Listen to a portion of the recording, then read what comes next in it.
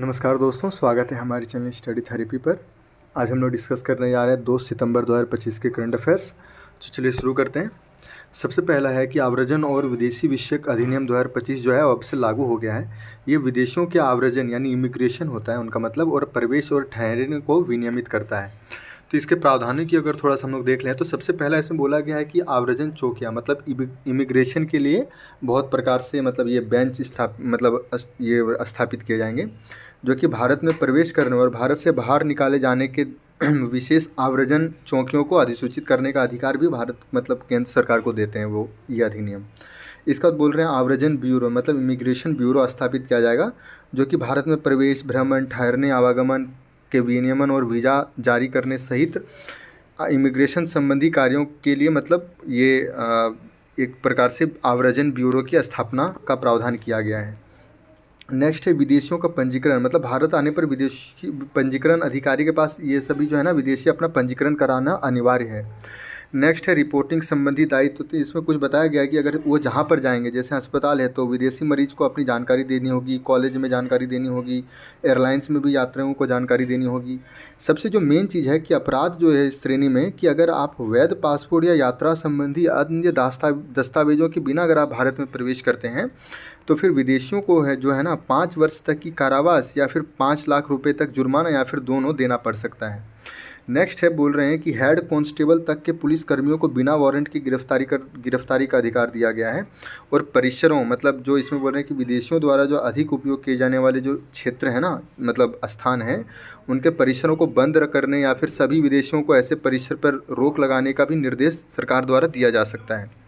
Next, supreme court के अल्पसंख्यक संस्थानों को शिक्षा का अधिकार कानून के छूट देने से अपने फैसले में संशोधन का विचार कर रही है। तो इसमें देखिए चीफ जस्टिस ऑफ इंडिया जो है उन्होंने अभी एक मामला उनके पास भेजा गया है ताकि यह तय किया जा सके कि 2014 के Pramati educational and cultural trust case जो था उनमें दिए गए संविधान पीठ के फैसले को फिर से विचार किया जाए या नहीं।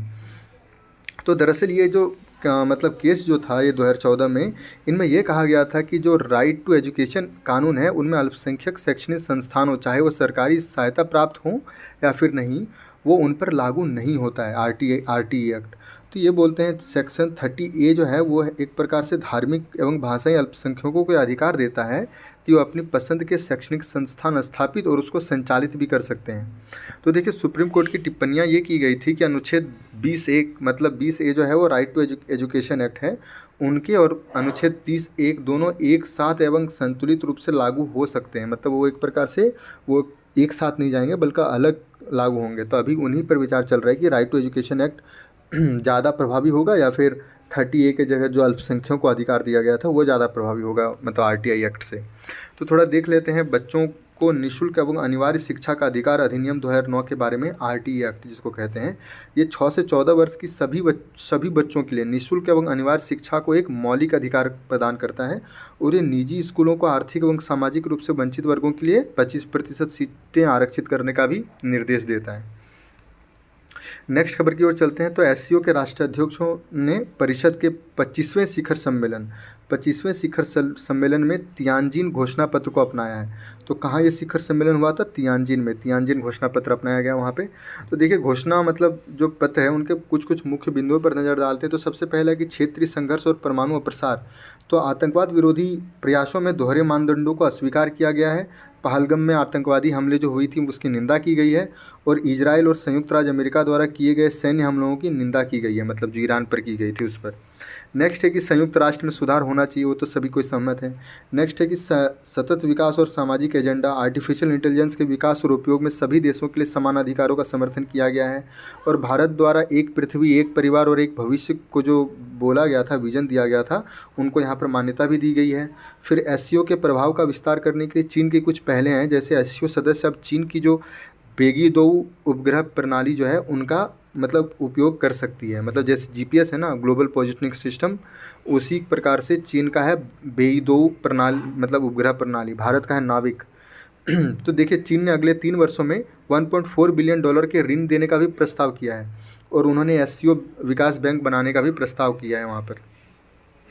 नेक्स्ट वही बोल रहे हैं कि चीन ने एससीओ प्लस शिखर सम्मेलन की अध्यक्षता भी की है। फिर भारतीय प्रधानमंत्री की क्या क्या बातें बोली गई है, तो उन्होंने 3 बातों पर जोर दिया। पहला है सुरक्षा, क्षेत्र की सुरक्षा पर जोर दिया है। फिर कनेक्टिविटी होना चाहिए और पारस्परिक अवसरों को बढ़ावा देने पर भारत ने जोर दिया है। अब एससीओ की थोड़ा सा बात कर लेते हैं, तो इनकी मुख्यालय जो है इनका बीजिंग में है। 2001 में संघाई शिखर सम्मेलन में कजाकिस्तान, चीन, किर्गिज गणराज्य, रूस, तजाकिस्तान और उज्बेकिस्तान द्वारा हिस्सा लिया गया था। और इसमें 10 देश हैं, 2 पर्यवेक्षक देश हैं और 15 वार्ता भागीदार देश हैं। अभी लाओस इसका नवीनतम सदस्य है। इसकी आधिकारिक भाषा रूसी और चीनी है। ये यूपीएससी में पूछा गया था, तो देखिए इंग्लिश नहीं है इसमें, सिर्फ रूसी और चीनी है।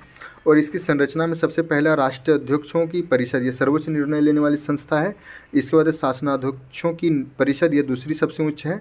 और 2 अस्थायी निकायों में एक है बीजिंग में सचिवालय और एक है ताशकंद में क्षेत्रीय आतंकवाद विरोधी संरचना।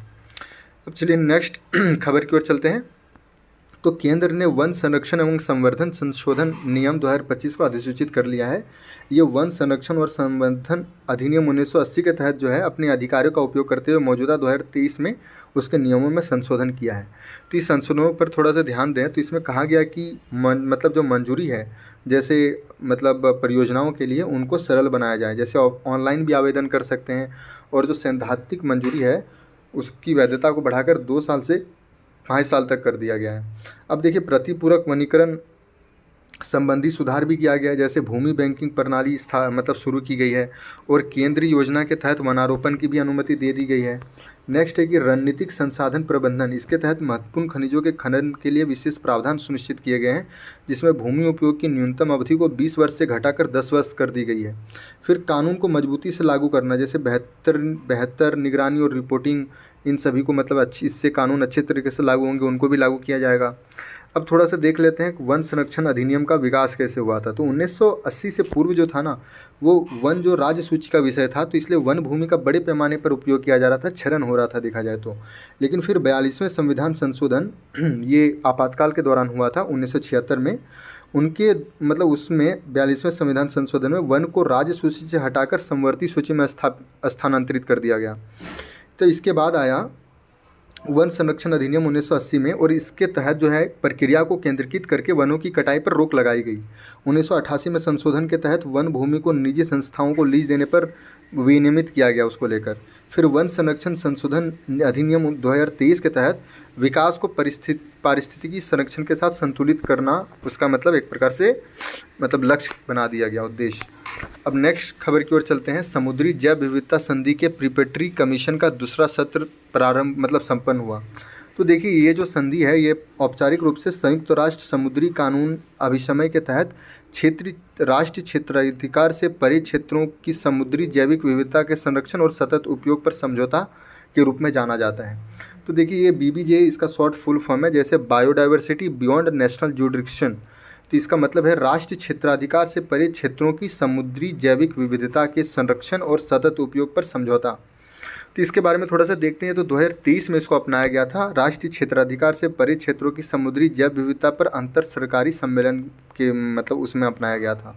और ये यूनिक्लॉस का तीसरा कार्यकारी मतलब समझौता, कार्यान्वयन समझौता माना जाता है। उससे पहले 2 ऑलरेडी है, 1994 का और एक 1995 का। इसके ये बोला जाता है कि इसको जो है ना, इसको अक्सर हाई सीज कहा जाता है। तो ऑफकोर्स मैंने बताया कि हाई सीज की मतलब ये ट्रीटी है। नेक्स्ट है कि ये जो समझौता है ये हाई सीज और एरिया पर लागू होता है तथा निम्नलिखित 4 मुद्दों पर ध्यान केंद्रित करता है। सबसे पहला है कि समुद्री आनुवांशिक संसाधन, इसका जो बोल रहे हैं कि इसमें लाभों का उचित और न्यायसंगत बंटवारा शामिल है। फिर है क्षेत्र आधारित प्रबंधन उपकरण, मतलब मान लीजिए कि भारत में अगर पास कोई क्षेत्र है हिंद महासागर में या फिर बे ऑफ बंगाल में, तो उसको भारत का ही अधिकार है। उसको ये नहीं कि अमेरिका को उसके मतलब अगर कुछ करना हुआ वहाँ पर तो अमेरिका को नहीं दे दिया जाएगा। तो यही बोल रहे हैं कि क्षेत्र आधारित प्रबंधन उपकरण है। फिर पर्यावरणीय प्रभाव आंकलन, क्षमता निर्माण, समुद्री प्रौद्योगिकी का हस्तांतरण। फिर इसमें बोल रहे हैं कि वित्त पोषण तंत्र की भी स्थापना की गई है। और भारत ने इस समझौते पर हस्ताक्षर तो किया है लेकिन इसका अनुसमर्थन नहीं किया है। तो ध्यान रखिएगा, अगर अमेरिका कोई भी कानून को मतलब अभिसमय को अनुसमर्थन करना चाहेगी तो उसको उसके कांग्रेस से पास कराना होगा। लेकिन भारत में अगर कोई कानून अनुसमर्थन कराना चाहती है भारत सरकार, तो उसको सिर्फ कैबिनेट की मंजूरी देनी होती है, कहीं सांसद वगैरह से पास कराना नहीं होता है। और इसी पर भारत सरकार के संविधान में ये कहा गया है कि अगर कोई भी कानून अगर अंतर्राष्ट्रीय संधि के अनुरूप है और उसको भारत सरकार लागू करना चाहती है, अगर वो राज्य सूची का विषय हो, फिर भी इसका जो मतलब केंद्र क्षेत्राधिकार होगा उसका, वो केंद्र सरकार के पास आ जाएगा और वो उसको लागू कर सकती है। राज्य इस पर कोई अपोज नहीं करेगा। अब इस पर थोड़ा सा देख लेते हैं महासागर के समुद्री क्षेत्र और वायु क्षेत्र की कानूनी सीमाएं। तो सबसे पहले देखते हैं इसमें राष्ट्रीय वायु क्षेत्र कहाँ तक होता है, 12 नॉटिकल माइल तक, और इसके बाद होता है अंतर्राष्ट्रीय वायु क्षेत्र। अब देखिए थोड़ा सा भूमि यहाँ से है, भूमि के बाद है प्रादेशिक समुद्र, ये 12 नॉटिकल माइल्स तक होता है। फिर सन्निहित क्षेत्र होता है 24 नॉटिकल माइल्स तक। इसके बाद है अनन्य आर्थिक क्षेत्र जो होता है वो 200 नॉटिकल माइल्स तक होता है। इसके बाद जो है ये हाई सीज आता है, और यही हाई सीज जो है वो यही यूनिक्लॉज इसको संचालित करती है। अब नेक्स्ट खबर की ओर चलते हैं। प्रत्यूष, तो रमन रिसर्च इंस्टीट्यूट ने प्रत्यूष नामक डिजिटल रिसीवर सिस्टम का विकास किया है, और ये रमन रिसर्च इंस्टीट्यूट जो है भारत सरकार के विज्ञान एवं प्रौद्योगिकी विभाग द्वारा वित्त पोषित एक स्वायत्त संस्थान है। अब थोड़ा प्रत्यूष के बारे में थोड़ा देख लेते हैं। तो ये probing reorganisation ionisation of the universe using single from hydrogen. तो देखिए चंद्रमा की कक्षा में स्थापित किया जाने वाला एक भविष्य का रेडियोमीटर है, और ये हमारे ब्रह्मांड के इतिहास को उजागर करेगा कि बिग बैंग के बाद कैसे इसमें परिवर्तन हुए। तो यह हाइड्रोजन परमाणुओं से उत्सर्जित होने वाले कमज़ोर रेडियो सिग्नलों का पता लगाने में मदद करेगा, जिसमें कॉस्मिक डॉन की कई घटनाओं के रहस्य छिपे हुए हैं। नेक्स्ट खबर है आदिवानी।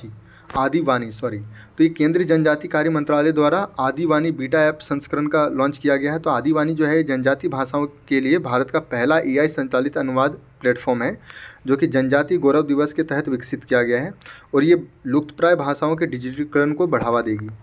नेक्स्ट है जारो साइट। तो गुजरात के कच्छ जिले में माता नौगढ़ गांव में खोजे गए जारो साइट को लगभग 55 मिलियन साल पुराना बताया गया है।